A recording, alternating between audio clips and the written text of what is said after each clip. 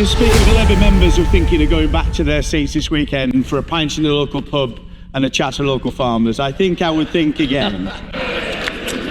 A publican contacted me last night saying to me that because of yesterday's changes, it would be £120,000 a year worse off, moving in from profit into loss. When they said their plans were fully costed and fully funded, yesterday was a massive broken promise, wasn't it? Yeah.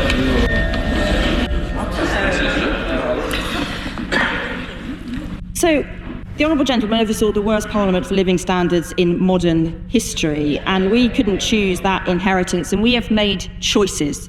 And I would say to the Honourable Gentleman, would he rather we didn't compensate for the infected blood scandal? Would he rather we didn't compensate for the Horizon victims for whom there was no money in the budget on his watch?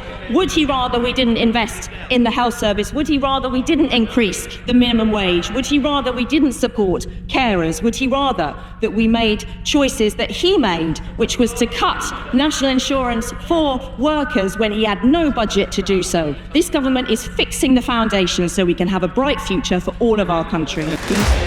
Well, their choice was to hit businesses, and that's because there's not an ounce of business experience amongst any of them. Labour's death taxes, Mr. Speaker, will hit farms and businesses. Yeah. Families with a typical farm will have to find hundreds of thousands of pounds or see their farms broken up and sold. The Environmental Secretary, their colleague, said 10 minutes ago they had no intentions of putting death taxes on businesses. That was a broken promise, wasn't it? Yeah, absolutely.